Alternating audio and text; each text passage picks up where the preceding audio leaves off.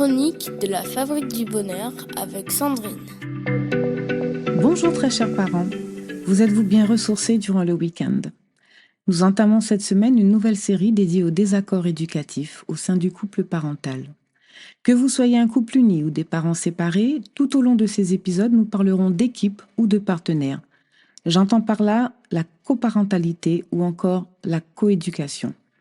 Aujourd'hui, nous abordons la première étape essentielle, être au clair avec soi-même.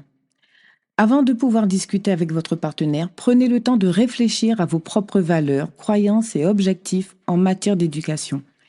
Identifiez ce qui est vraiment important pour vous et ce que vous êtes prêt à lâcher. Être au clair avec vous-même vous permettra d'aborder la discussion avec plus de confiance et de clarté. Dans cette première chronique, je vais vous présenter des techniques pratiques et concrètes pour vous aider à être au clair avec vous-même sur les désaccords éducatifs, tout en soulignant que ces stratégies sont tout aussi bénéfiques pour les parents qui sont séparés. Premièrement, pratiquez le journaling. Prenez l'habitude d'écrire dans un journal vos réflexions sur l'éducation de vos enfants. Posez-vous des questions comme « Quelles sont mes valeurs fondamentales en tant que parent ?» ou « Quels comportements ne sont pas négociables pour moi ?» Le journaling vous permettra de clarifier vos pensées et vos priorités. Ensuite, établissez une liste de valeurs. Prenez le temps de dresser une liste de vos valeurs éducatives les plus importantes. Choisissez-les par ordre de priorité et réfléchissez à la manière dont elles influencent vos décisions parentales au quotidien. Cela vous aidera à mieux comprendre ce qui est vraiment essentiel pour vous. Enfin, pratiquez la visualisation. Prenez quelques instants chaque jour pour visualiser l'avenir que vous souhaitez pour vos enfants.